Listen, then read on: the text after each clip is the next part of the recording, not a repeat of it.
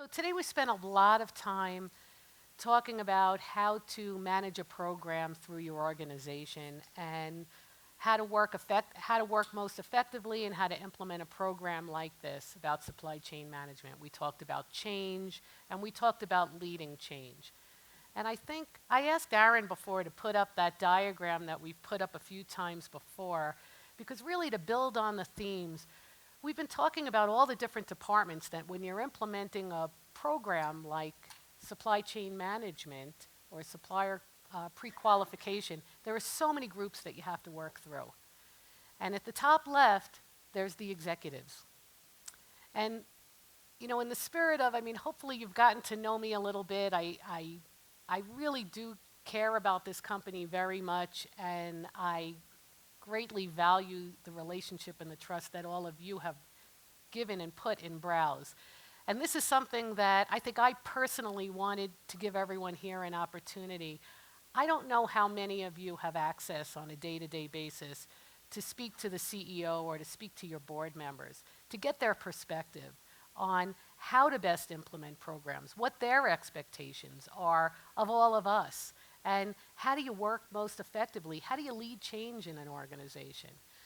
And I also tend to be someone, I'm that person that buys the biographies and the autobiographies of all the great leaders. I enjoy it. I enjoy learning about it. I enjoy learning from them, learning things that I might do differently. So we have two gentlemen here today that I think will share that perspective, and it's kind of a safe environment for you to ask those questions. They've pretty much told me we can ask whatever we want. Doesn't mean they'll answer, but you can ask whatever you want. So today we are very privileged to have two executives with us. Not only do they bring years and years of experience leading Fortune 100 companies as chairman and CEOs. It's not a lot of people that have got to those seats. But they also have the great distinction of being brothers.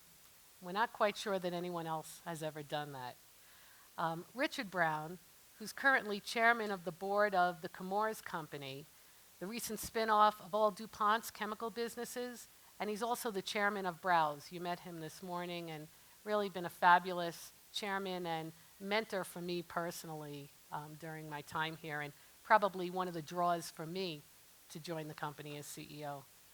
Mr. Brown previously served as chairman and CEO of Electronic Data Systems, EDS, from 1999 to 2003.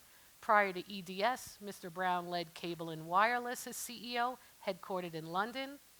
He also served as CEO of H&R Block from 1995 to 1996 and was chairman and CEO of Illinois Bell Telephone Company and vice chairman of Ameritech from 1990 to 1995. He served on the board of directors of DuPont, the Home Depot, Vivendi, and the Seagram Company, among others. In all, he served on 19 corporate boards, 9 as chairman, including boards headquartered in 5 foreign countries and 4 continents. 12 of those countries were publicly listed on the New York Stock Exchange. He holds a Bachelor of Science degree, cum laude, from Ohio University, and honorary doctorate degrees from his alma mater and James Madison University.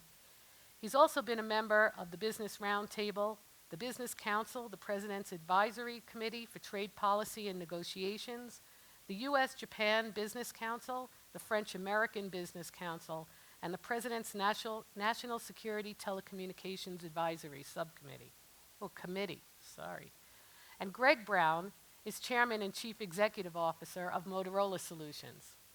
He joined Motorola in January 2003. In March of 2007, he became President and COO and elected to the company's board of directors. He then became CEO of Motorola in January of 2008. Prior to joining Motorola, he was Chairman and CEO of Micromuse from 1999 to 2003. He serves as Chair of the Federal Reserve Bank of Chicago and is a member of the Executive Committee of the Business Roundtable. Additionally, he is a board member of the Economic Club of Chicago and the Chicago Council on Global Affairs. He earned a bachelor's degree in economics and an honorary doctorate in humane letters from Rutgers University, and also serves as a chair of the university's Board of Governors. 2 unbelievably impressive resumes. Please join me in welcoming Richard and Greg Brown.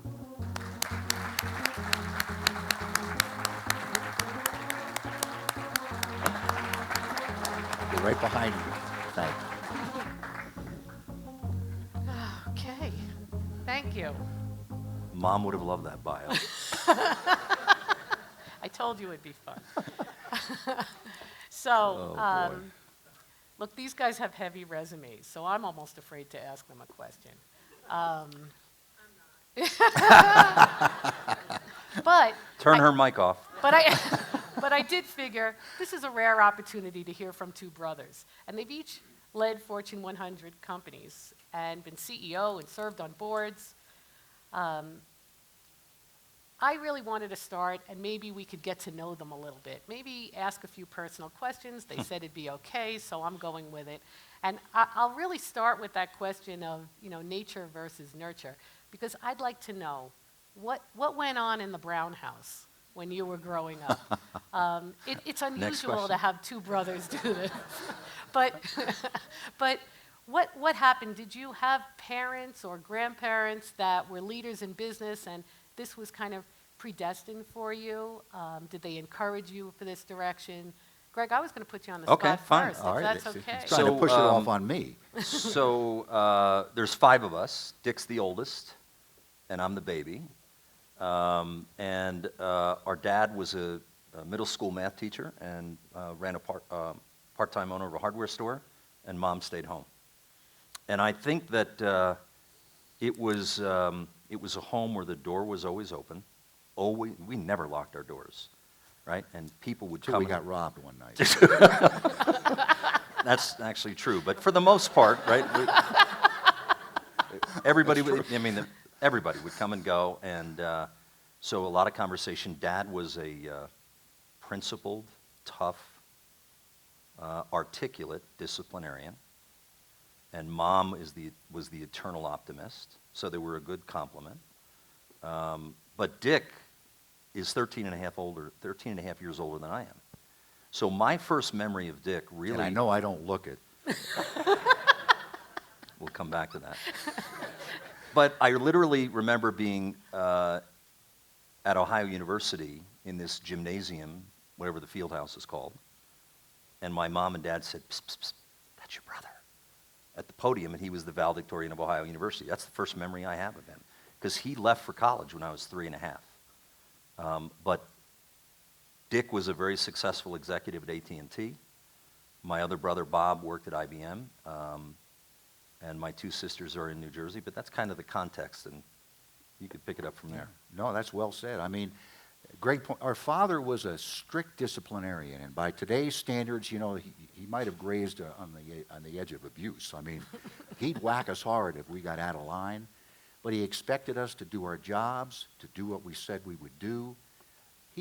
Our father had a nose for nonsense. Let me tell you, he could smell it out, and when he heard a story that he didn't think was true, he could nail it. Our mother was gregarious. She was affable. She was sagacious. All the kids came to our house in the neighborhood, and we didn't have any money. They all had means far beyond ours, but there was a home environment where everybody just wanted to come. And I'll never forget my mother. Things would happen.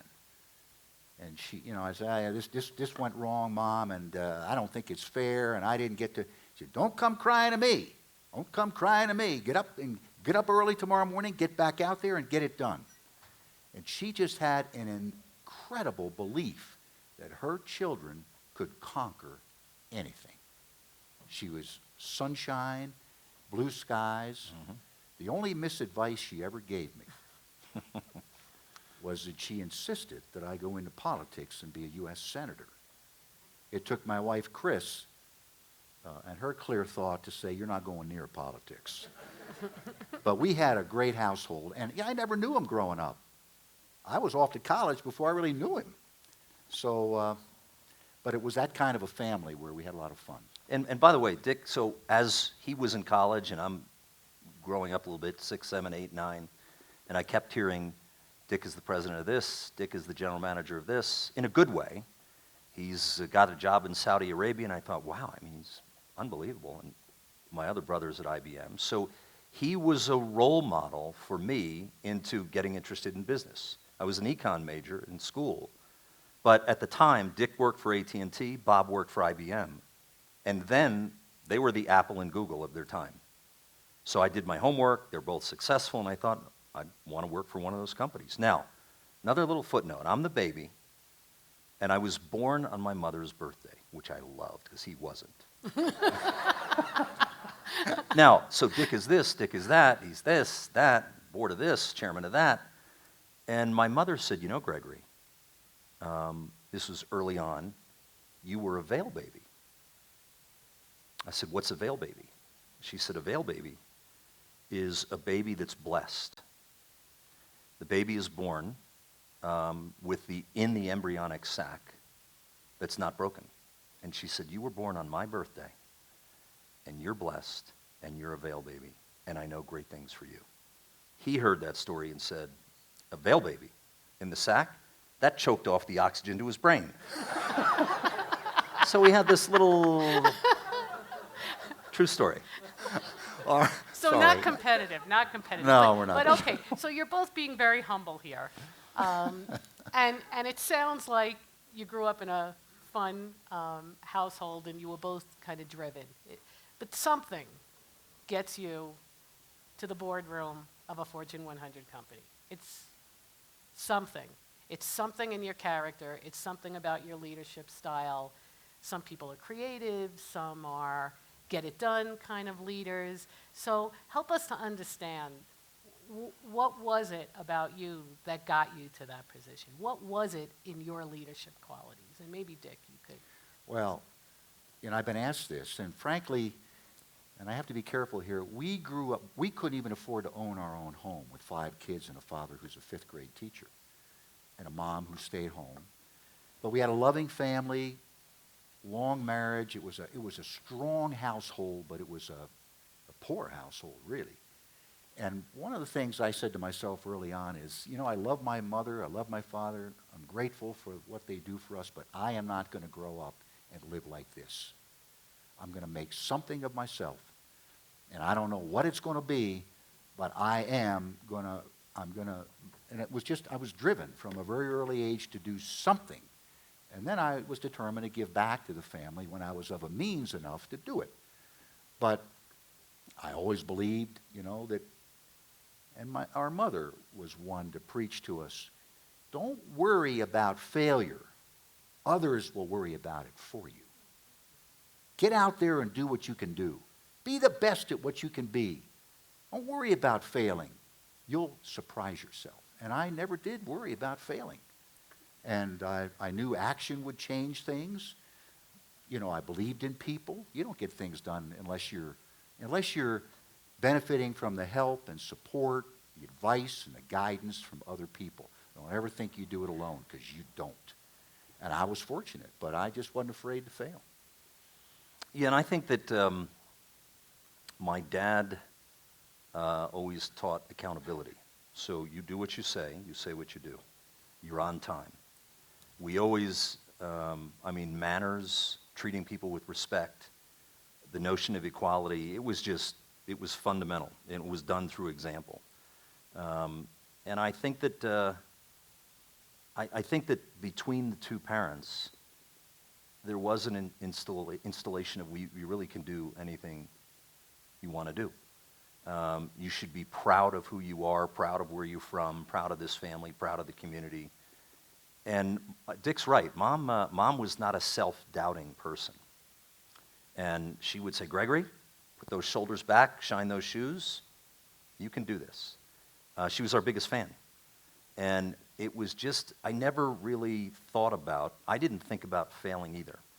And I think that, but the other thing that was a key ingredient is you do what you love to do. Now, most people, I think, don't love their job. I think if you took a poll, most people would say, I don't love my job.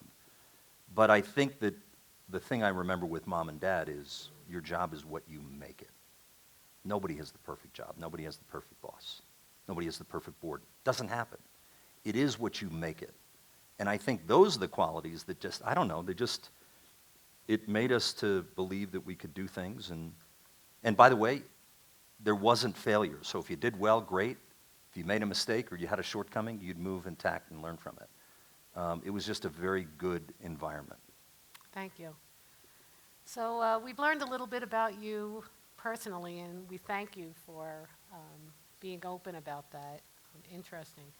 I wanted to get into the business operating leadership, and it's really something that we've been talking about all day. And so I'd like to ask you from your perspectives, from the leader's perspective, is there an area of risk that keeps you up at night, or people in the board that you talk to keeps them up at night? And does the risk to the supply chain, does that even come up as a subject in the boardroom? Absolutely. From our standpoint, it does. The thing that keeps me up from a risk standpoint are people, the pace and speed of the competitive landscape, and for sure, Elaine, supply chain. We had, I remember, it was the Fukushima tsunami. I think it was 2011. And it scared the living bejesus out of us because it was so overwhelming. And we have a combination on manufacturing of insourcing and outsourcing. But all of a sudden, thrust immediately front and center is, do we have redundancy on the line? What's the supplier health and effect? What customers are down and how do we do restoration? Do we have a component shortage? We had suppliers that got wiped out and we had to move really quickly. And I remember, and I was a rookie CEO in 2008, and I remember that catastrophe made supply chain and manufacturing front and center for me personally.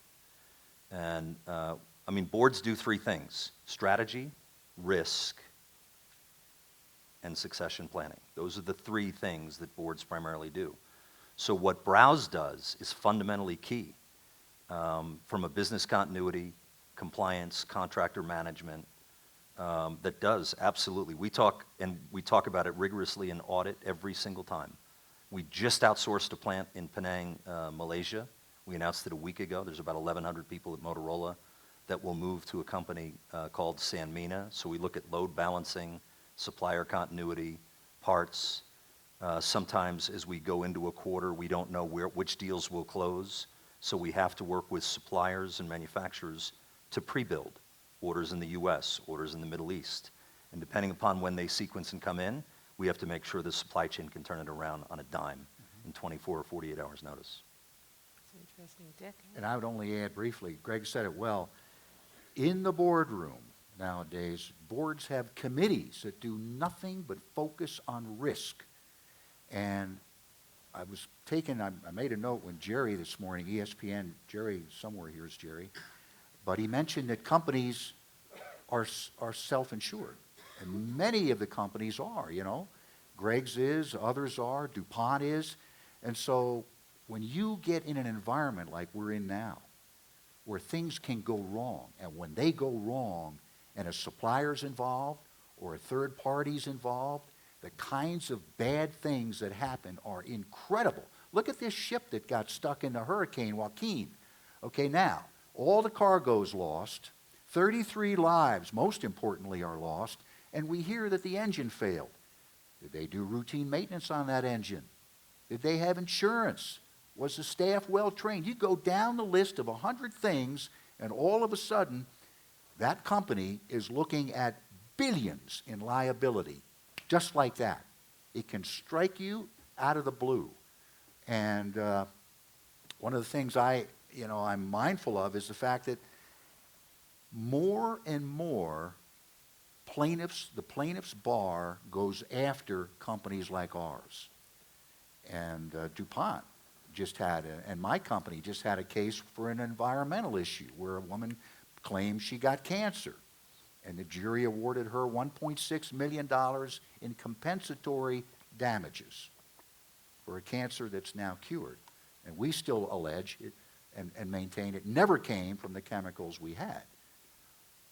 But we have 3,500 lawsuits pending. She's the first one. So Wall Street all of a sudden, right, does the arithmetic and says, boy, they're in hock for $2 billion, which isn't the way it works. But juries get involved nowadays, and what you have to worry about from a supplier mistake or a third-party mistake that seems not so serious at the time, there's a thing called compensatory damages, and then a thing called punitive damages. It's bad enough to lose $1.6 million on a case you think you owe zero, but if it were punitive damage or punitive damages, they triple that, they treble it. So what I'm saying is your jobs, while day in and day out you may not be in the limelight, believe me, you play an absolutely critical role in helping defend your enterprises against major losses. Those are the kinds of things that keeps any executive up at night. You know, I'd add, Elaine, one other thing. Dick talked pretty comprehensively about risk, but the other thing I think about in the supply chain in the context of BROWZ is brand. So we have risk and liability that Dick talked about, but a brand, a company's brand, a brand is two things. That's all it is. It's the image you create and the experience you deliver. BROWZ, contractor management, supply chain, is fundamentally right in the nerve center of the experience we, Motorola, provision and deliver to our customers, whether it's employees or subcontractors. So I look at you not just as risk management, I look at you as critical to the preservation and enhancement of the brand because you're facilitating and enabling the service experience that is so vital. So we do public safety systems nationwide, worldwide. We're the market leader. We won 3 years ago a nationwide public safety system in Libya. $175 million contract. We've installed about 15 million of it. Why? Because there's a civil war in Libya after Gaddafi got overthrown. So we have to hire contractors to go into Tripoli, contractors to go into Benghazi. We have to install this infrastructure and network through subcontractors, and we have to vouch for their safety and security, and it's no small order. So I think of it both in risk management and the delivery of the brand experience. And by the way, I think of all of you, each of you and all of you, as agents of change. You are leaders in a critical area for your business. And for the reasons we just talked about, to partner with BROWZ, to tell yourself, I'm going to get up to speed on the most advanced ways I can have data on my suppliers and supply chain, so that I know who's in compliance and not guess about it, or have data that's so antiquated that when the surprise happens, the consequences are horrible. It took courage for each of you to say, I think I'll talk with BROWZ. I think I'll take a different course. I think there's a better way in my space. And we're not going to let you down. Thank you. So let's talk about, Greg, you mentioned before focus on customers, your end customers. And I know both of you have led organizations where customer service was key to your success. And many of us, some of the BROWZ people here today, these are our customers. And for a lot of our clients, these are their internal customers. And then, of course, they have their external customers as well. So can you maybe share some lessons with all of us about what you've learned about the best in customer service and focus on clients? I think that one of the things I've learned over time is really important. Inspect what you expect. It's really important. I have not always done a good job of that. So as it relates to customer service, which is this big banner, do you break down and deliver the accountable processes between role clarity and business processes that you know who's provisioning what in the end-to-end delivery of that customer experience? And if you do that, if you are following and if you have strong, vibrant processes and you have the right people managing them and program and project managing them, then you should have data and information that allows you to inspect what you expect, to know that the delivery, in our case of Motorola for key clients, how do we know it's being done? How do we know that we don't get buried in data and you're looking for some executive decision support system information that tells us what we're delivering and the ultimate customer experience? There's one other thing I'd say. So a lot of times, and customer service is every time you touch, you know this, every time you touch a customer, no matter what it is, it's the moment of truth. And I think sometimes people in my company get confused between contacts and relationships. A contact, a person that has contacts says, I know Elaine, I know Dick, I know Jerry, I know these people. I can call them. That's helpful. A relationship is, I can call Jerry and I know he'll do what I ask him to do. I think when you deliver and get close to your customers, your team has more relationships than contacts. There's a big difference, supplemented by process and the right people doing the job. Thank you. I see a lot of people taking notes, so. Yes. But I would, Greg said it well, I would add, service excellence is not a slogan, okay? Mhm. It's not a slogan. It is what you are. It's what you do. I learned a long time ago, and I've seen it happen at BROWZ. I've been part of BROWZ for 12 years. I had never been in a small company, it was back then. I was always a big corporate guy, and I was interested because of the value proposition that BROWZ offered. I believed in it. I invested in it back in 2004. I did. And one of the things I liked about BROWZ was we started life by putting the clients at the center of what we were about, not technology or not a business plan. Clients, what do they need? What do they want? How can we really serve them in a value proposition that makes a difference? And that's why we haven't only survived all these years, our growth rate is tremendous.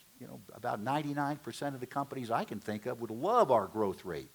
And we're grateful for the business you give us, but we know every day we have to earn it back again. You should only do business with people you know and trust. If there isn't trust, man, you got nothing to build on. And BROWZ has worked very hard at gaining your trust and proving to you that we won't let you down. But to me, that's service. Thank you. So I have one more question that I want to ask you around business operating leadership. And I know you both have extensive backgrounds in working internationally. So I think it would be interesting for everyone to explore that a little bit. And maybe you can share something about your learnings about working internationally, maybe some do's and don'ts, something you've learned along the way that you could share with all of us. I'll jump in. When I was, both Greg and I have managed internationally a lot. When I was running Cable and Wireless, a big telecom company headquartered in London, we were in 70 countries, 50,000 employees, only of which 2,500 were American. And I was living in London and managing. In fact, they had to change the government regulations in England, in the UK, to allow an American to run that company because it was so vital to government interests over there. But whether it was Jakarta or Jerusalem or Japan, Cable and Wireless was there. In my first 2 years in that company, I traveled, it's documented, 1 million miles, seeing clients, doing deals. 1 million miles in 24 months, if you do the math, is about once around the earth every 18 days for 2 straight years. I learned some things dealing in the international marketplace, and I didn't speak a foreign language. And I told my employer, if you want somebody who speaks a lot of languages, keep looking. You got the wrong guy. But that's not what was top of their list. Internationally, I learned people the world over, I don't care what country I was in, people the world over are not a lot different than you. They also want to do a good job. They also have great talent. They also have an enormous sense of urgency. They're also smart. I learned to never underestimate any foreign land I was in. I guess I would end by saying, when I traveled, I learned you don't have to speak the language, but you should be alert to some local customs, some things that you should just be aware of that can help your host appreciate that you even care enough to know what they're about. If you're in Beijing and go to the snake house and help pick out your dinner. And if you're going to drink the gallbladder wine, then you do it. And it shows that you're respectful of wherever it is that you are. But people want to do a good job. It's that simple. And I would say looking forward, now you're in center stage with your jobs. The marketplace of the future is not the Asian market. It's not the European market. It's not the Middle Eastern market. And it's not the North American market. It's the global market. And you've seen it with the technology you deploy. Things happen in real time. It's the world stage. And that's where you're playing. Thank you. Greg? Yeah, there's a phrase that on politics, they say all politics is local. I think to add on to what Dick said, I think when you go internationally, all business is local too. So it's fine to have a corporate strategy or a national strategy, but unless it's translated to local, regional implementation and customs, you run the risk of going awry. I think that everything is different. Channels, third-party sales reps, contractors, suppliers. I think it's important to understand not just customs, but the political context of countries you're in too.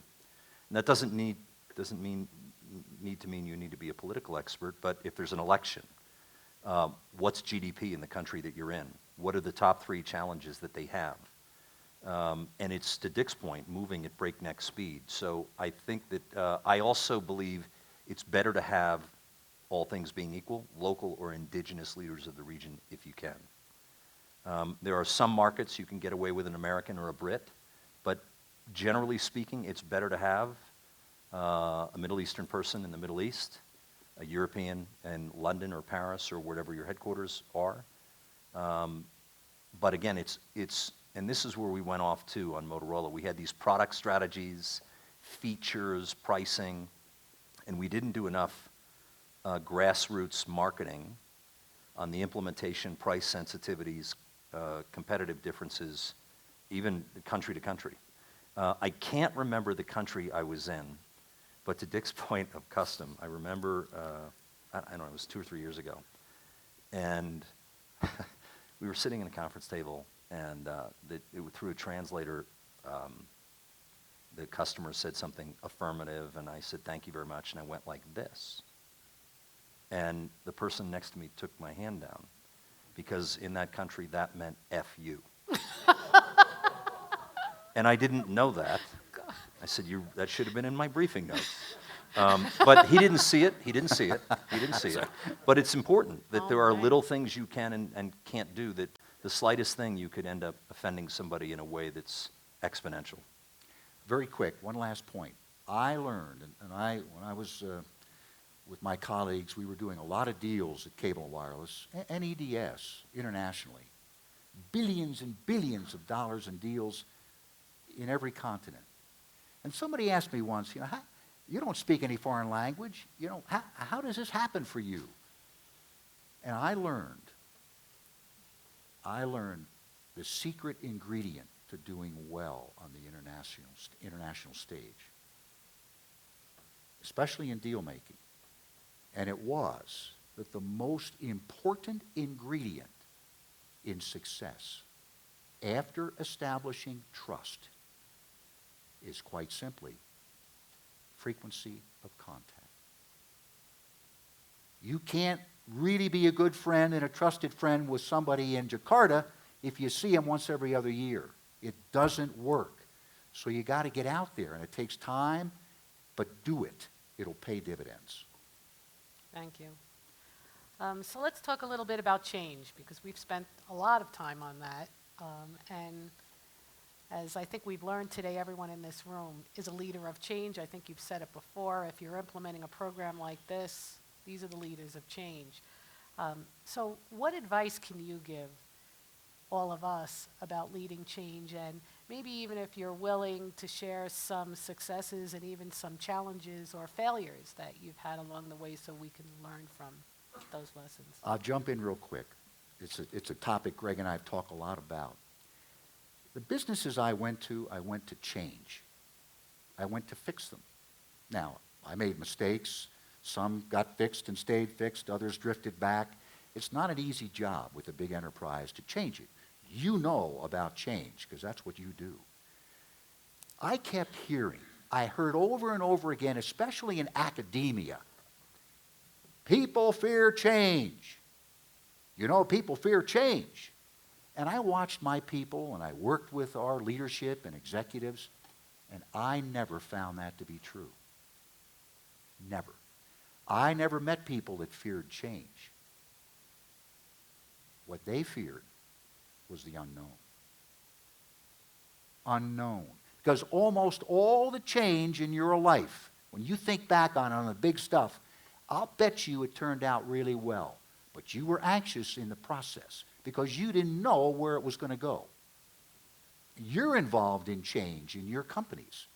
And I will tell you, the one weapon you have, and if you use it well, it strikes at the heart of fear. It strikes at the heart of unknown is communication. Effective, frequent, filterless communication. Help people understand where are you taking it and what is it going to mean. And you'll be halfway home, at least. Well, I couldn't agree more. So I was going to say over-communicate, over-communicate, over-communicate. And I would add through multiple medium. Not just an email, not just a text, not just a blog, not just an email, not just face-to-face. Depending upon what you're doing and where, use the mix of various medium to over-communicate and reinforce at every turn. The other thing I would say to Dick's point, and I agree on they fear the unknown, when change is happening, people ask two questions. Why are we doing this? And what does it mean to me? I think, in my experience, companies do a pretty good job of why we're doing something. We're going to move to this strategy. We're getting into this addressable market that's significant. Our customers have asked us to do this. We're coming out with this new product, mobile app or other things that we think, great. What is it, what companies don't do as good a job of, and individual managers, is what does it mean to me? When you describe the changes in your group, function, corporation, and you don't touch the what does it mean to me component, it creates the fear and the unknown of individual people. Am I going to move? Am I doing this? Is my job changing? So where I've done well is included them both. Where I've messed up is when I moved too fast. We're going to move. We're going to do this. I know it's right. My team, the top 20 people at Motorola know it's right. Well, and then we didn't communicate it and over-communicate it, answering both questions. Not just why Motorola is doing it, but what does it mean to me? And that's where I would slip up. So I'm going to ask one question that just came up earlier because it's very applicable to what you just both said. And somebody here asked the question, so I'm going to ask it of the two of you. So what if you went out and you implemented, in this case, BROWZ, maybe did it in a silo, didn't bring everybody in the loop on it, and now you really want to go deep and get everybody engaged? How do you kind of back up in an organization and get everybody's buy-in? Tell the story. Success breeds success. If BROWZ is implemented in a silo and a lot of people don't know it and it's going well, tout the success. Why is it going well? What does it mean for efficiency? What does it mean for risk? How does it help my repair cost? How is it helping me deliver customer service? And tell it at levels where there are relationships. So before Motorola, I ran a software company that was, when I got there, 230 people. And I left this big job to go run a software company for 230 people in San Francisco. Interestingly, our R&D was in London too. And Elaine, where we and I got frustrated, we had the best product. Period. End of story. We competed against IBM, HP, and Computer Associates. But we were this little company compared to the 800-pound gorillas. And we would get stuck in companies. And the three worst, well, I won't say the three worst. But a big company, you don't have the time. BROWZ doesn't have the time. You're overwhelmed with resources and it's like, forget it. I got to move on. I got to cut my losses. So when you get traction in an area, try to highlight it, escalate it, demonstrate it, ideally with data-driven components, so that an executive in an adjacent function or above, anybody wants to sell more, lower cost, and deliver better service. If you can articulate that in a Cliff Notes version without supply chain speak, but translated to executive impact, I think you'll get more traction. Thank you. Quick point. When you make change, don't be incremental about it. If it isn't bold, it won't hold. You're going to put a lot of calories in on it, make it the biggest change you can make, and make responsibly. If you change a company or any organization, you're faced with change. What you have to change is the culture. Mm-hmm. And what is the culture of a company? Say it again. It's people. Now what about the people? What about them? Values. Now, when you change a company, I hope you never change the values. Respect for people, safety first, things like that, integrity. Values should not change, or you got bigger trouble. What you're changing are the beliefs of people.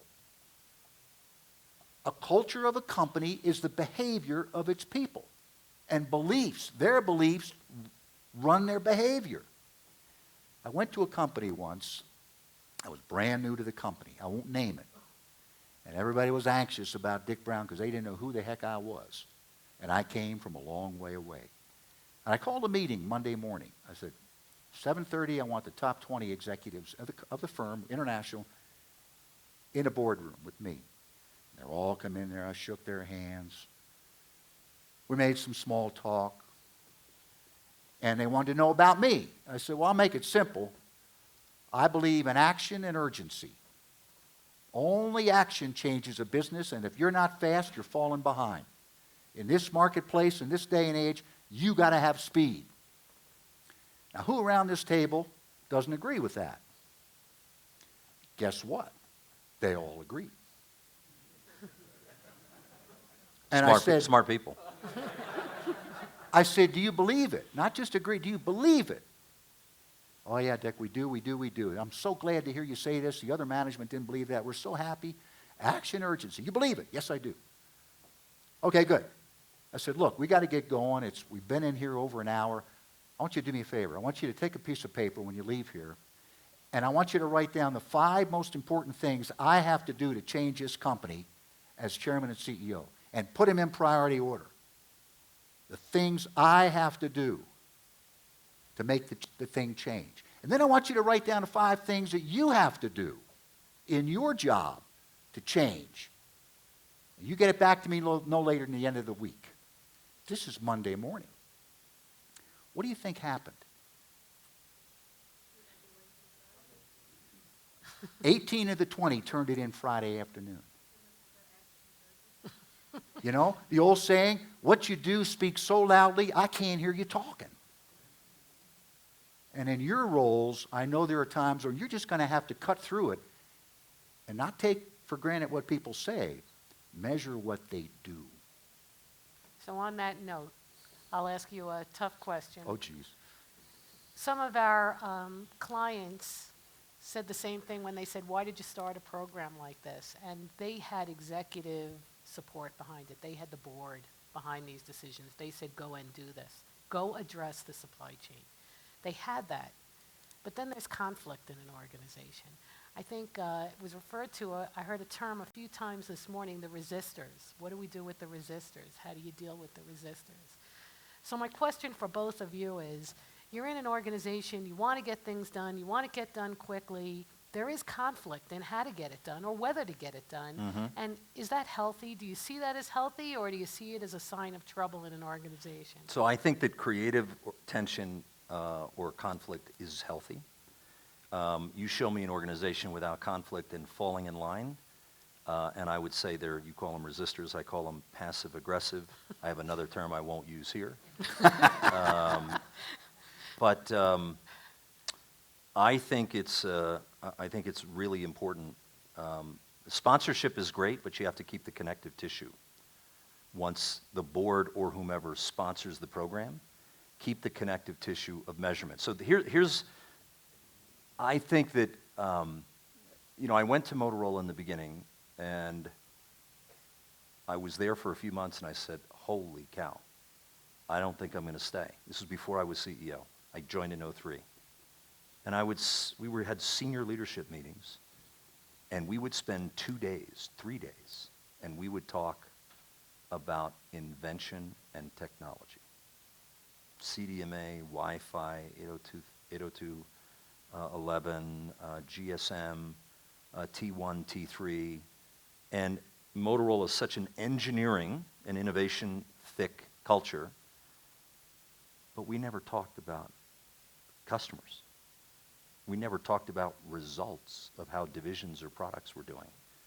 And I thought I was on planet Xenon. And I was the only, at the time, the only division president not an engineer. But culture is what you do and how you do it. So the two things we could talk all day, PowerPoint slides, leadership culture. We overcomplicate it. A culture of a company is what they do and how they do it. It's the behaviors. So does the company, does your group reflect the culture that you say you want to be in the way you run a meeting, in the way you communicate, in the way you develop talent, in the way you performance manage, in the way you highlight customer services, in the way you're data-driven running the business? So we know what these are. We say them: data-driven, customer service, sis, boom, ba. Do you and we have the operational cadence, if someone came in from the outside, that reflects the culture that you claim you want to be or we want to be? And the biggest challenge at Motorola that I've had, for sure, I'm completing my 8th year as CEO. We broke up the company. We got out of the cell phone business. We sold off the set-top boxes. We were one of only 2 companies that sued the Chinese government and Huawei reached the most senior levels of the US government. But the thing, Elaine, that was the hardest, and I'm still shoveling through today, is the culture. It's thick, it's process-laden, and people kind of look up to the mountain and say, Greg will change it. And I think that, to Dick's point, in my opinion, I think that the leadership of Motorola, you can call it whatever you want, top 50, top 100, I think they get it, we over-communicate it, we're synchronized, and I think a lot of the people around the globe want to do it too, but there's a thick middle in a big company that may or may not be as interested in driving the change. You got to be the change you want to be and operationally institute it in how you run your groups. And by the way, it's not just something you do and say, it's done. You constantly have to refine and tweak. The biggest mistakes I've made is I've waited too long on people. I say there's 2 types of people: energy givers and energy takers. I mean, I'm a very simple person. I like clarity. Say, oh, Elaine's coming. Oh, good, Elaine. Good to see Elaine. Elaine, how you doing? How's business? Dick's coming. Oh, great, Dick. How are you? Jerry. Oh, Jerry. I'm going to go over here. You know who they are in your organization that are higher maintenance. I like people, you do the little quadrant, low maintenance, high impact. But when you have people, and I don't mean this to sound harsh, but when you have people in a fast-changing, globally interconnected economy, social media, data-driven, supply chain, lean manufacturing, all the things that are coming at all of you and all of us in real time, do you have the right people that takes you to the next level? And my phrase is on people: when you don't know, you know. How's Jerry? Jerry's good. How's Harry? Harry's good. Oh, we like Harry. Shirley. I don't know about Shirley. If you've known someone for a longer period of time and you still don't know, you know. And if you're driving the change and holding yourself accountable and operationalizing the culture you want to be and deliver, you have to face into some tough people decisions. And the biggest mistakes I've made at Motorola are waiting too long on people. Thank you, Dick. Just a quick follow-on to Greg's points. You're going to find resistance and you're going to find conflict. It's normal in an enterprise. Don't let it fester. Don't. It gets worse, and you'll lose control of it the longer it goes unchallenged. I used to make every senior executive in their objectives have a line that says conflict resolution. Conflict should be spotted early and should be addressed. Get all the facts and do it at the lowest level it can possibly be addressed at. The higher conflict resolution gets escalated, the more I viewed the situation as a failure. A lot of people want to pass it on to someone else. Get the facts, confront it, and spot for one of the reasons it happens that it should never happen, but it's human nature, is infighting, it's jealousies, right? Mm-hmm. It's competitive juices start flowing, and it's not based on what's best for the business, it gets to be selfish. I'm not saying this is easy to do, but you need to do it. And then get the help from wherever you need to get it, and make sure you've got the facts on your side so you can speak for the well-being of the business. By the way, conflict above sea level, where you can see it and identify it, is fine, and you resolve it. The challenges are when people are passive-aggressive or they pocket veto things and they don't agree. So one of the things that we've implemented, sounds very basic and simple in a meeting, is when decisions are made, I don't care if it's 3 people, 8 people, silence means agreement. If I could give you one thing to remember, silence means agreement. There's a meeting with 4 or 5 people. We're rolling out this new product. It's going to be online December 1st. This is what we're pricing at it. People go, oh, yeah, that's good, good. Oh, yep, pricing, yep. And then a week before, you hear, well, I don't think it's priced right, or I wouldn't roll it out there. I don't think the product's ready. Never heard that in the meeting. Silence means agreement. Don't break ranks, meet, and then say, you know, Elaine, the meeting we had at 10 o'clock, I didn't want to say anything in front of Harry, but I'm not sure we should do that. Now the monkey's on your back, or your back, or your back. And when you allow that, you fracture an organization. Silence means agreement. Thank you. So I have a few minutes because I do want to give everyone a chance to ask questions if they have any. But I do want to get into the leadership component a little bit more, and maybe you could share, again, help us to get to know you a little bit. Can you tell us about any person or people that had a profound impact on you along the way and maybe where you are today in your career? In terms of people, Dick went to school in Ohio, and the next brother, Bob, went to school in Ohio. And so it was logical that the third brother would go to Ohio. I stayed in Jersey. You're supposed to laugh a little bit. And by the way, his school is soon to be accredited.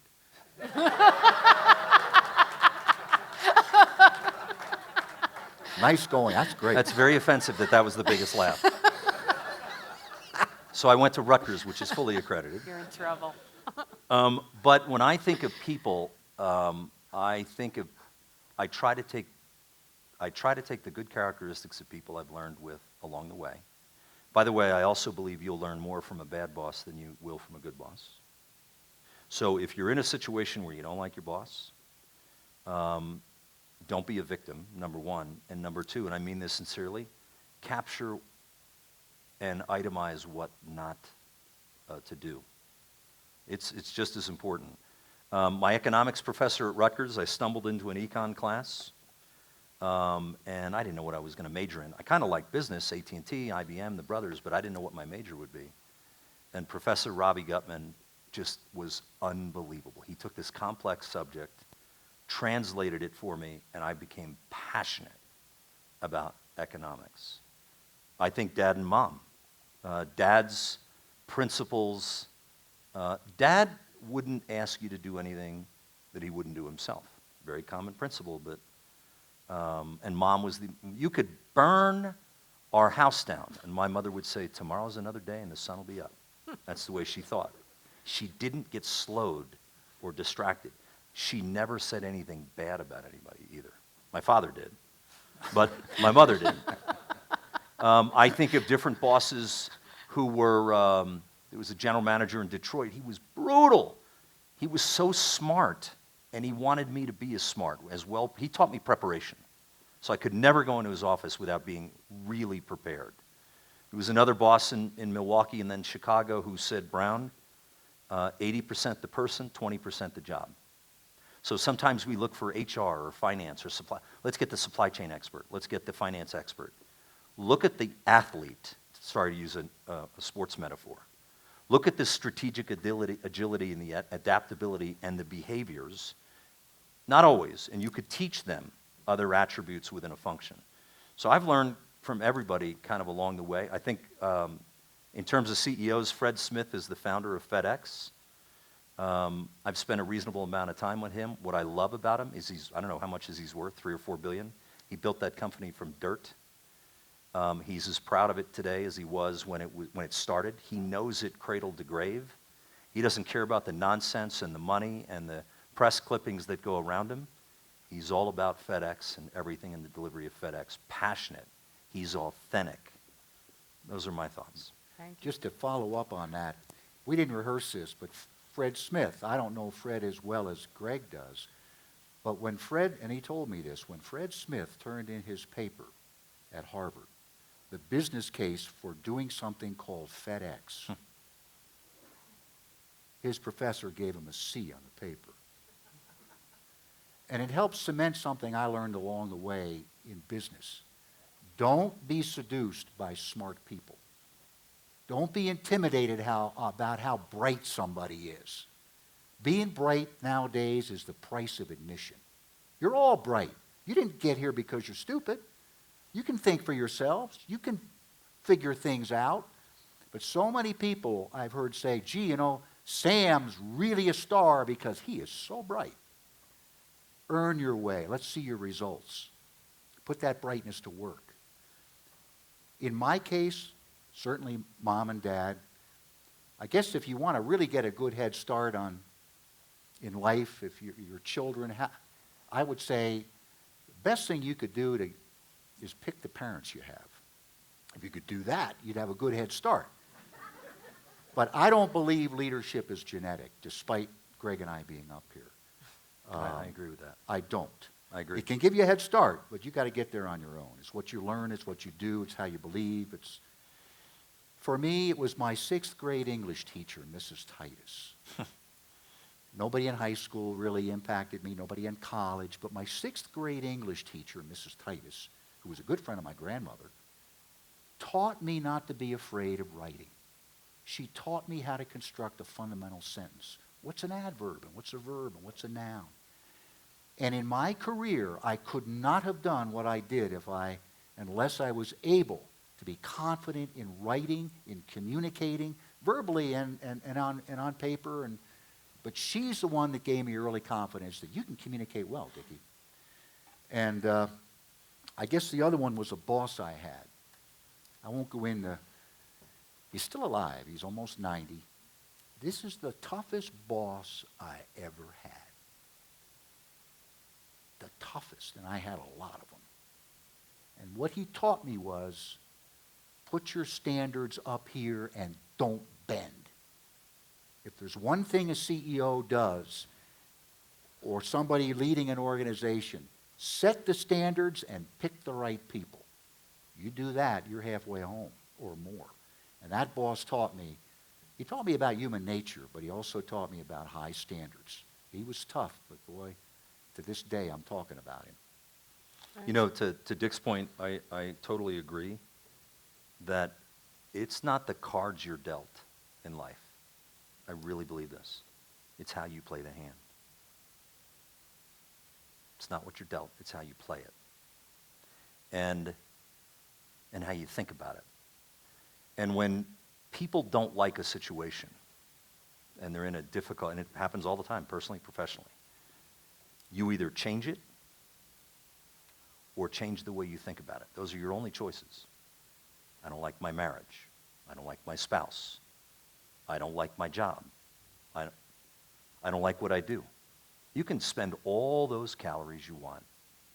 You got two choices. Change it or change the way you think about it. When I told Dick this, I had forgotten about this. So I am going to Rutgers. I lived at home, right? So Dick and Bob, they go off to Ohio schools. They're fraternity brothers. And I heard a lot about them, president of student council, I didn't do that. I was the veil baby. At least that's the excuse I used. Oxygen. Oxygen. So I stayed at home, and people said, you know what, it's too bad. Now, why did I stay home? Number one, we didn't have the money. I could have borrowed student loans, but I elected to stay at home. And people told me, you're going to miss the college experience, you're not going to live in a dorm, you're not going to be in a frat, you're going to miss the Greek system, on and on and on. I never thought about, I literally just didn't think about any of the negative. So I would drive to school and come home at night. And my father was really interested in what I was studying. Was it money and banking, finance? Doesn't matter. He would ask me, and we would talk at the dinner table about what I heard or what I thought. And he blew me away how interested and relevant and actually pretty well versed he was in so many different topics. And I became really close to my father. I would argue closer than my siblings because they were gone. They were long gone. And Dad, shortly thereafter, died of colon cancer at a very young age, 3 or 4 years after I got out of college. So did I miss A, B, C, D, and E? Or did I gain from having a closer relationship with Dad and talking at the dinner table? He was mellowed by then. He was more reflective. And he was. And I wouldn't trade it. I wouldn't trade it for the world. I really wouldn't. So I'm interning at IBM. And I come home and I said, Dad, you won't believe this. It's in New Jersey. And this executive from AT&T, I think it was my senior year of Rutgers, and he thought I was a permanent IBM employee. I was suit and tie, and I was installing. My job was to do customer instruction on Office products at IBM. Now, for those of you old enough, typewriters, MagCard, electronic typewriters, the Selectric. I would install it, teach the assistants how to use it, and he somehow said, I want you to work at AT&T, and you can work when you graduate anywhere in the country. Are you kidding me? Unbelievable. So I come home that night. I said, Dad, you won't believe this. I got a job offer to work anywhere in the country for AT&T. So I get out the Rand McNally map. This is obviously not pre-Google and everything else. And I'm looking at it, and I haven't been anywhere, a Jersey boy. And I said, well, Texas is supposed to be nice. San Francisco, that's on the water. And my father said, as only he would, what the hell's wrong with you? That's him. I said, what do you mean? He said, put the map away. I closed the map. Remember, we were very compliant to Dad. He said, who offered you this job? I said, his name is Joe Reed. He said, what do you know about him? I said, he has the central region. He's a vice president for AT&T and has the central region. He said, I see. And he was the gentleman that was kind enough to give you that offer? Yep. And you're here opening a map thinking about you, of what you'd like. You're not thinking about doing something for the man that was gracious enough to extend his hand. He said, you got your you-know-what in your you-know-what. So he said, why wouldn't you go work for that man? So the next morning, I called Joe Reed at the number he gave me, and I said, hi, Mr. Reed, it's Greg Brown. He said, Greg, no, call me in 4 months when you graduate and tell me where you want to go. I said, well, I have that answer now. I said, Mr. Reed, you have the central region, right? Yes, sir. I said, what's the worst performing area in your region? He said, well, interestingly enough, Greg, the worst performing area in my region is also the worst performing region in the country. This is 1981. It's Detroit, Michigan. Automobile recession, unemployment at 17%. It's terrible. I said, Mr. Reed, I want to come work for you in Detroit on June 28th. He said, "Are you sure?" I said, "Yes, I am." And it was the best advice my father ever gave me. Don't think about you, Greg. Think about where you can make an impact. Be interested, not interesting. I'll never forget it. And by the way, my friends said, "You, Brownie, you are nuts." You picked Detroit, and it was the best experience I had. I spent 5 years there, and I loved it. I absolutely loved it. But Dad, I would say guided me is maybe a soft term, but he laid it down. Never used that term before. So you both accomplished quite a bit. Greatest achievement you can share with us? Greatest achievement is obviously my family. I'm married hold it. I'm married 31 years. This is on tape. I know.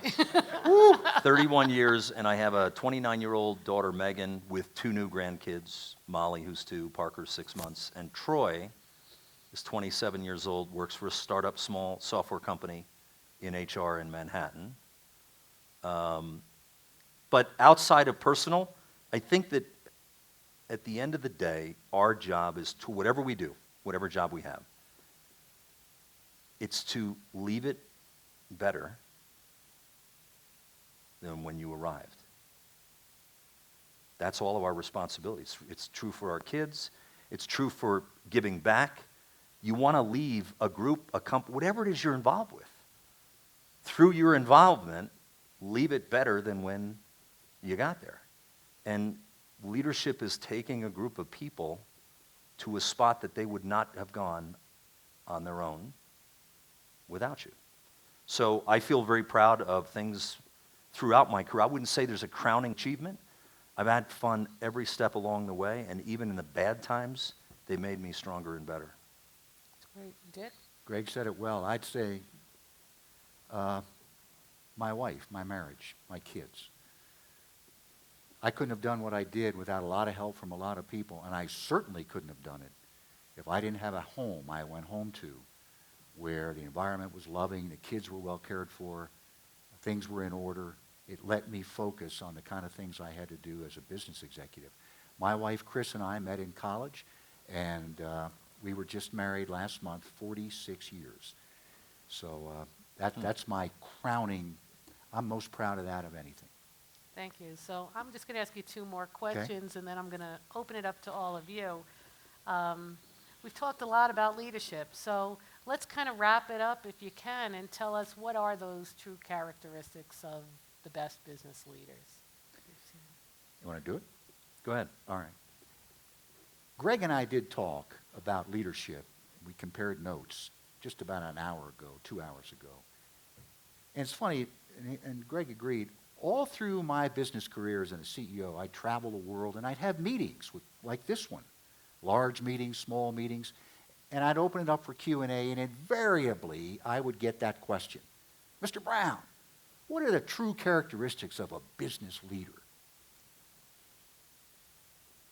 And I never answered it when I got the question. I always turned it back to my audience. And I'd say, what do you think they are? What do you think they are? Anybody? Honesty. Say it again. Honesty. Integrity. Good. Inspirational. Right on. What else? Giving your team the tools to be successful themselves. Right on. What else? Say it again. Vision. Vision. CEOs got to have vision. Leaders got to have vision. What else? Positive communications. Communication and make it positive. Building it, right? So good. What others? Understanding you don't have to have all the answers, but surround your people with. Boy, is that a good one. You don't That's have to know it huge. all, but surround yourself with people that can help you. That's huge. Anybody else? Decisive. Can face tough decisions and make those decisions. Pardon me? Perseverance. That's a good one. Perseverance. Absolutely. Boy, who said that? You're so right. Listening skills. Be a good listener. Well, look, we could go on, and you had great input. And every group I ever met with had great input. The groups I met with who asked me that question, like Elaine did, they already knew the answer. Everybody knows, if they stop and think about it, what are the characteristics of a true business leader. So now I got a question for you. If everybody seems to know what it takes to be a great business leader, why do we have so few great business leaders?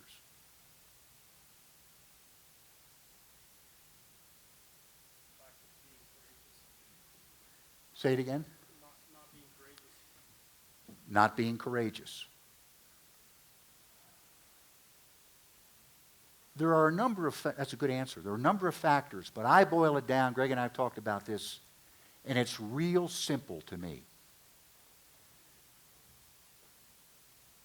Everybody knows what it takes to be a great leader. But the people that turn out to be the great leaders are the ones that do what they know they should do most often. They do the kinds of things they know a leader has to do, whether it's Monday morning and they're not happy, or Friday afternoon, when they're rested or when they're tired, when they're healthy or when they're sick, when trouble is at home or when everything is fine at home, when they're upbeat, when they're discouraged, when they're focused or preoccupied, when they have the capital they want to run their business, or when they don't. They still do, more often than anybody else they work with, the kinds of things that will make them a good leader. Greg has used a term I'll never forget. If you want to be a great business leader, and maybe you already are, but for sure, the answer is not in the mirror. The answer, I should say, is not in the library. It's not even on this stage. It's in the mirror. You're looking at the person that can make you the kind of distinguished leader that you want to be. But you just have to be relentless about it. The boss I admired the most had a phrase. He said, you know, the people that are the best leaders seem to, more often than not, always put judgment ahead of personal desires. It's true. No, I agree. I think I agree with all of that, and I think at the end, it is it's authenticity and doing and consistency. People evaluate you every day. We can be well-spoken, we can be articulate, we can be inspirational, we can be impressive, but it's what you do when no one's looking. It's what you do individually in every interaction, in every small meeting, in every big meeting. And the other thing I think that's really important is leaders have an insatiable desire for self-improvement. And they're self-aware. The good ones are. They're self-aware. And they know what they do well, and they know what they don't do well. I do not have a lot of patience for the smartest guy in the room syndrome. I hate it, that people talk to impress. Leaders should speak less and speak last. I know what I know. I come in if I am in a meeting at Motorola and we have to make a decision, and I say, you know, thanks for coming today. We've looked at the data and the report. Good stuff, Elaine. I think we ought to go Northwest. I've just contaminated the whole meeting. What do you think? You know, now that you say that, Northwest looks like the right direction. And I just get corporate speak back. Speak less and speak last. And get the opinions of others. That's the way to kind of flatten the democracy of a boardroom or a corporate room, because everybody otherwise acknowledges the sleeves of who's what level. So you try to strip it away and let the power of the idea, whose ever it is, carry the day. Thank you. So my last question will be... I'm smarter. Oh, I'm sorry, I jumped the gun. I don't have that question. jumped Don't it. ask him that question. My last question, which I'd like to be the first question for this group. Advice for us advice for everyone sitting in this room on how to best be successful in our careers. How would we best position ourselves for future success? If you were to talk to us as a mentor and give us that advice. I think attitude determines altitude. I really think it's how you view things. I know this sounds like ridiculously simple, but when you see something, I think the best leaders are realistic optimists. So they see a situation for what it is, good, bad, ugly, warts and all. But they immediately pivot to how do we make it better. And the best say, how can we make it better and what can I do to make it better? And you literally lead it. You drive it. I don't think there's, Elaine, a secret sauce, but it literally is how you view things.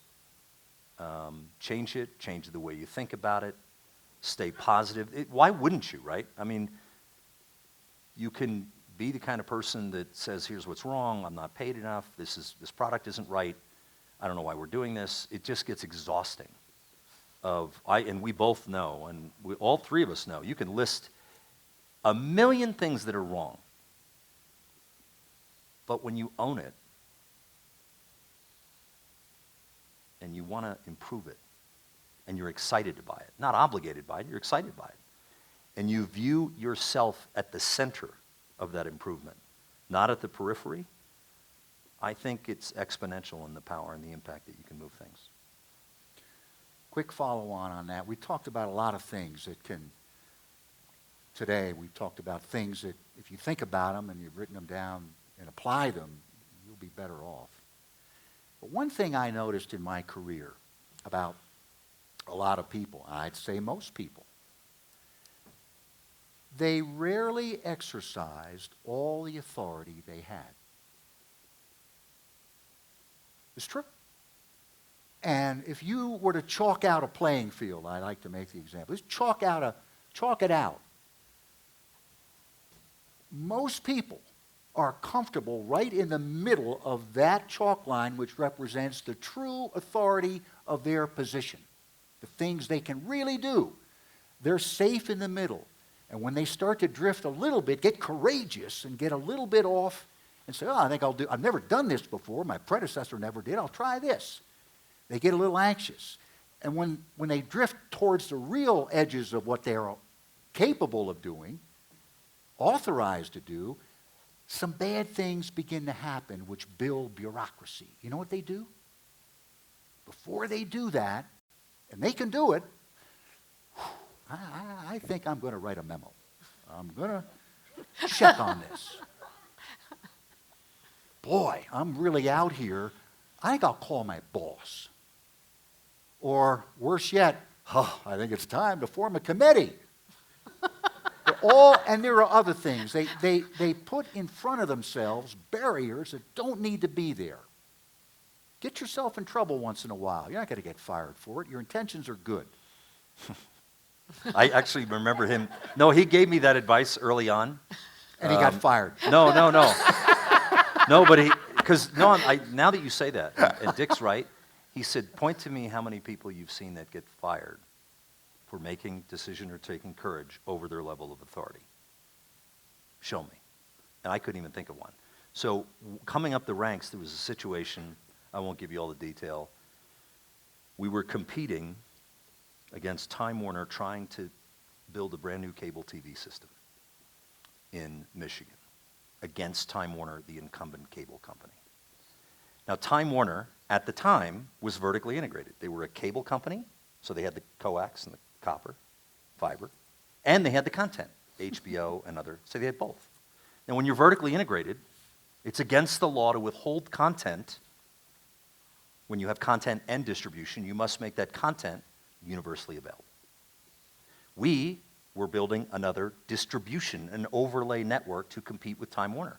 We were stringing coax and fiber to go take customers away, and we're going and going and going, and Time Warner won't sell me HBO. It's against the law. And there's regulatory appeal, and I'm down at the FCC, and I said, I got a great idea. Haha, this is a good idea. We're going to hold a press conference. And we're going to put out a press release for all, and these people were clamoring for cable TV competition. This was 20 years ago. I said, we're going to put out a press release that says we're not coming. Everything's on hold. And we would love to provide you, all in Royal Oak and Detroit and Livonia and Bloomfield Hills, we'd love to provide you cable competition. But the reason I can't is because Time Warner won't sell me HBO. So we did it. And I pulled the team together. I said, I have a brilliant idea. Call the press conference, send out the release, rock and roll, we're going to shock Time Warner. What we did, I did not check with my boss, who was the chairman at the time, and holy you-know-what blew up, and all the mayors called and said, what the hell is going on? We were counting on you. We gave you franchise fees. We gave you rights away. You said you're not coming to Michigan anymore. You're not coming to Detroit. I didn't tell anybody.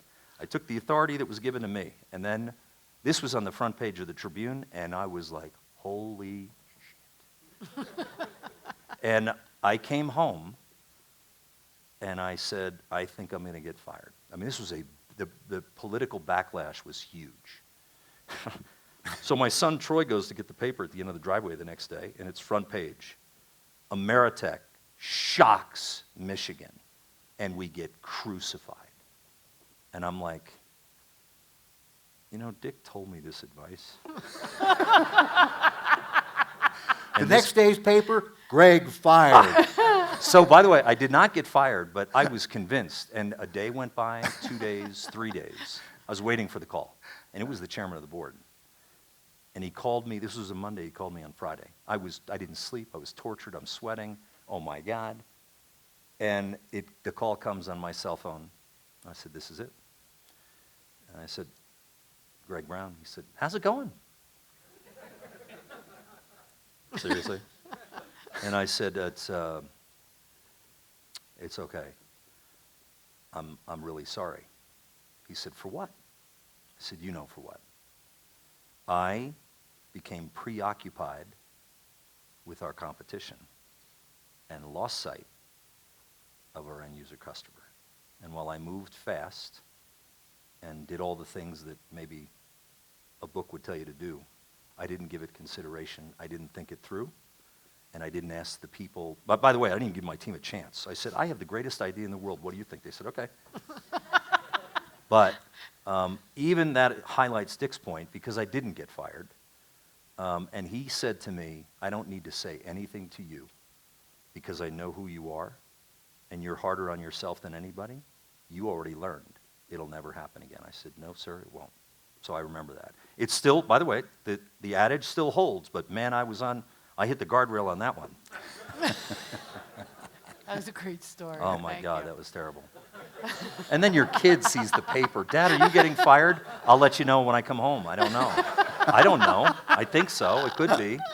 Bad. Very bad. Okay, so Aaron, I didn't do well. I didn't leave a lot of time for questions, but I am going to open it up for questions and ask if you can 10 minutes. Okay. be patient. We have a question up here. I'm going to ask for a microphone because I want to make sure everybody can hear. Right up here at front. Hi, I'm Shane Moss with Barrick Gold. I've been with Barrick Gold for 6 years. Prior to that, I came from an industry where quality and urgency was primary focus. And cost, schedule, everything else was on the back burner.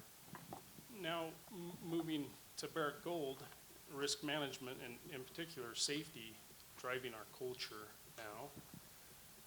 3 years ago, we took out of our core values the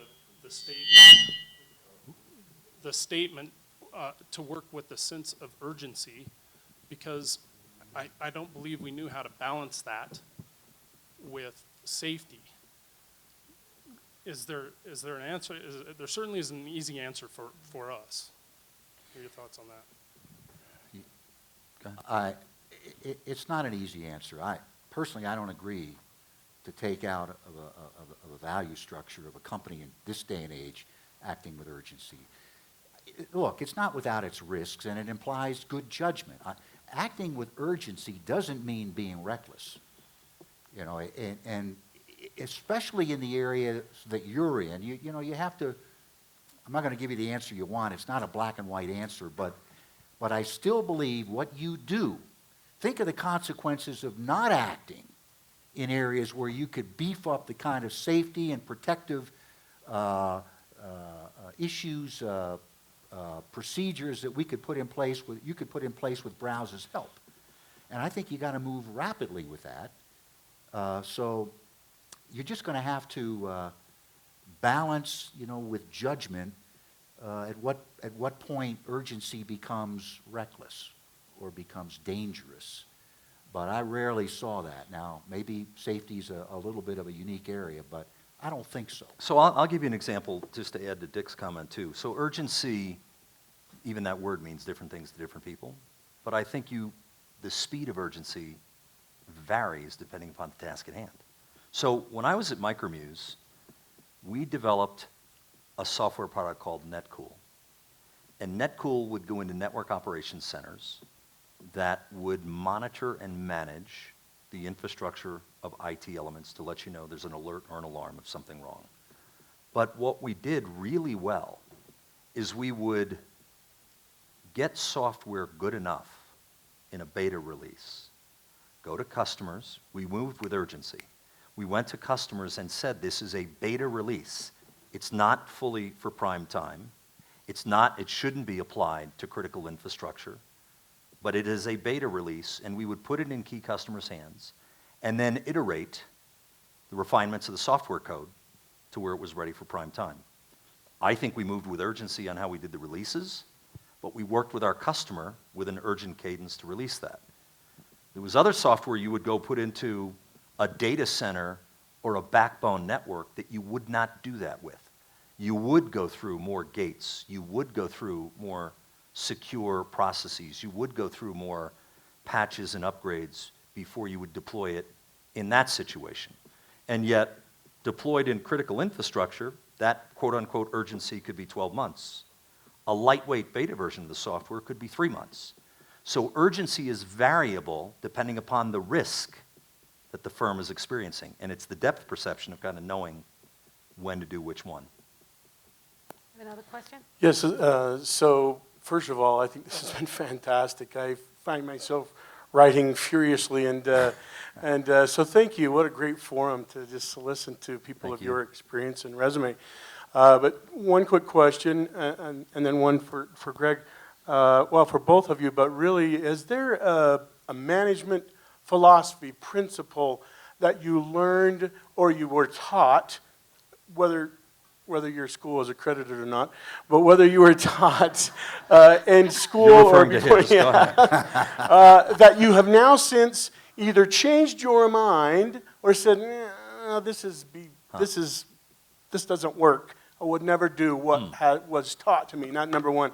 Number two, maybe a little question, Greg, but I don't think I'll ever get a chance to ask it to someone at your level. But last year we heard Ben Bernanke at a Schwab conference, and he indicated that during all of his time there, they really were not, they tried hard to not be political.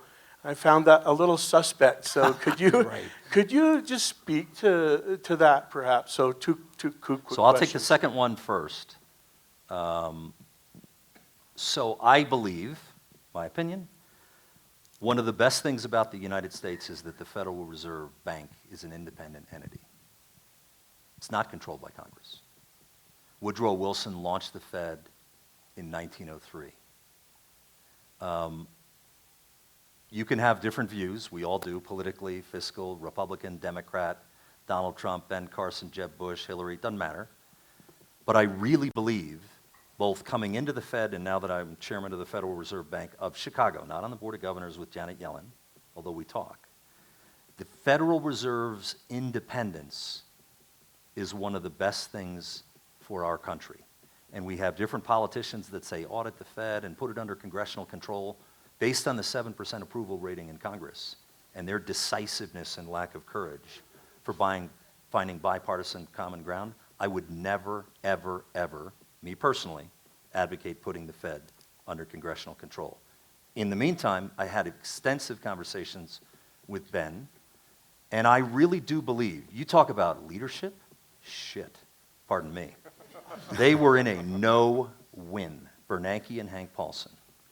And I truly believe, and I was not on the Fed at the time, I believe we were heading to the 1929 Depression.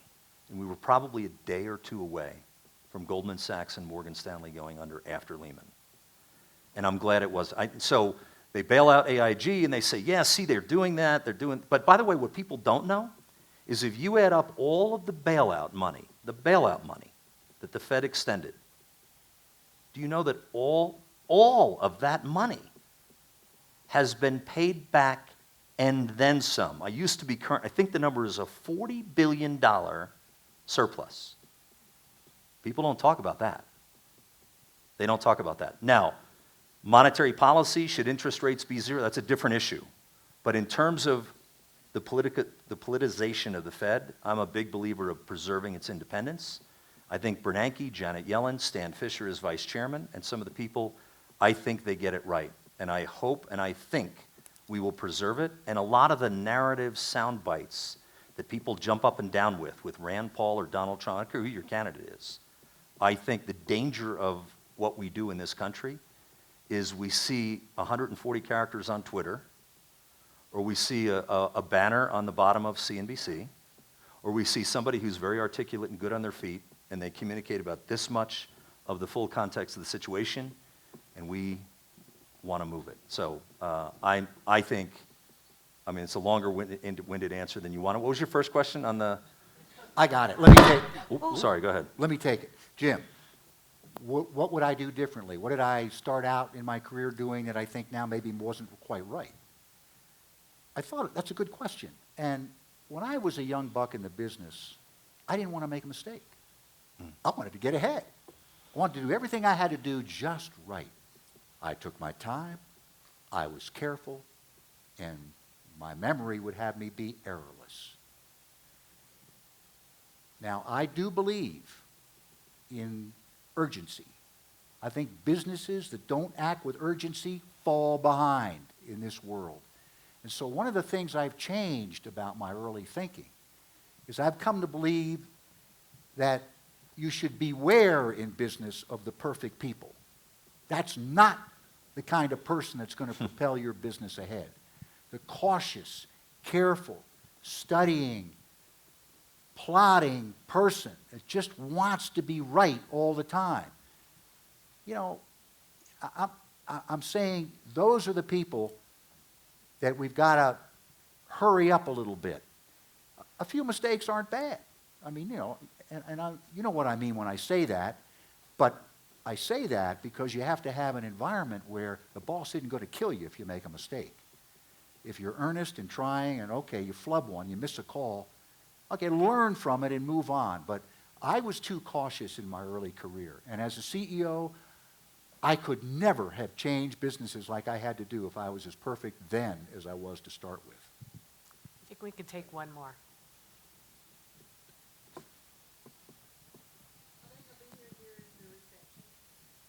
For a little bit. Uh-oh, few- no, I We'll think do I'm a couple leaving. more. We'll do a couple more. You can. Pam, Yeah. I'm leaving. That's okay. How do you measure success? I'm sorry, how do we How do you measure success? Your Uh, success? measure so- success? On a professional basis,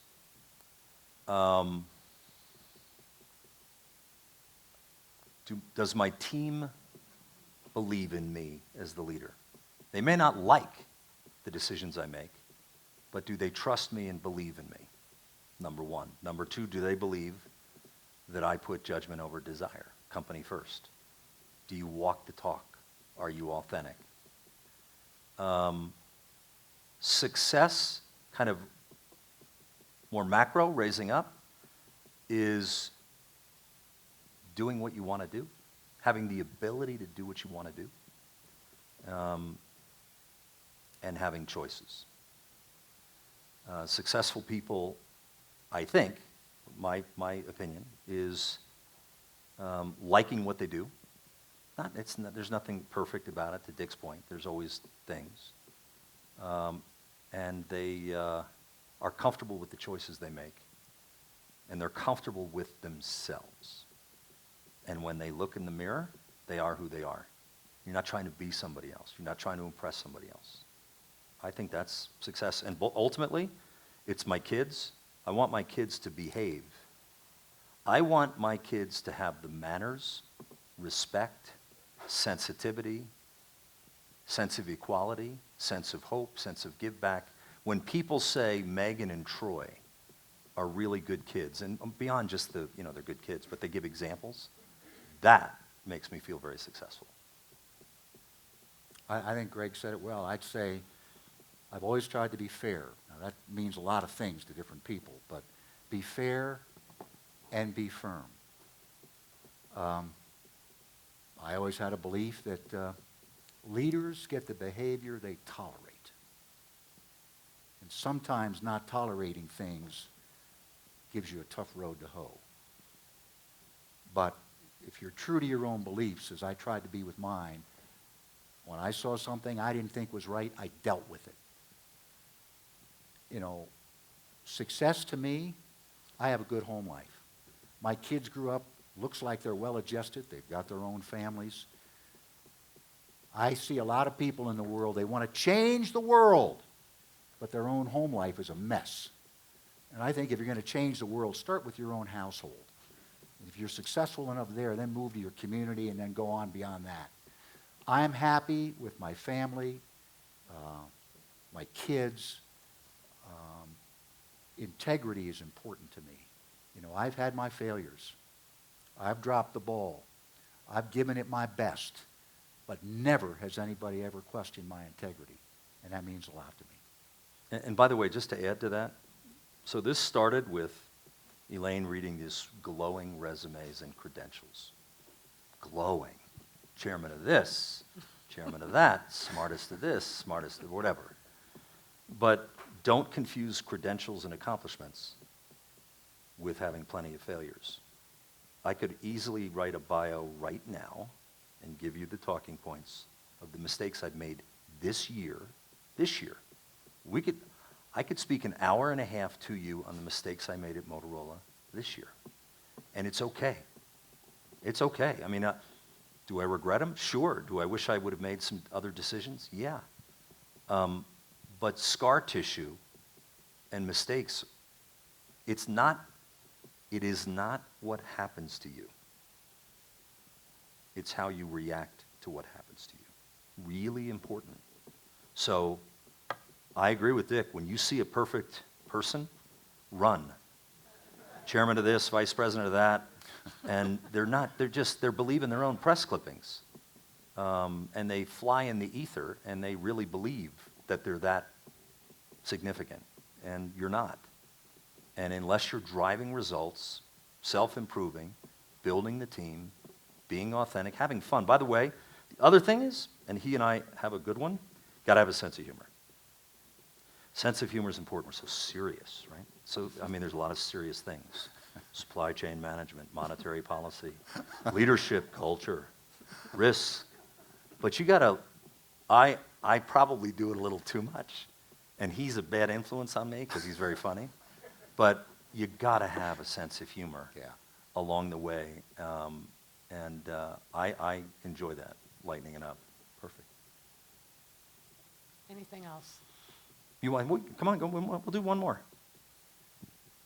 Yeah, I don't think you're going to answer it, but I'll ask it. I might surprise you. Well, I'm trying not to be too political here, but a hot topic right now is the administration's new trade agreement. You've both dealt a lot in international trade, and apparently Bill's wife is the only one who knows anything about an agreement she hasn't read.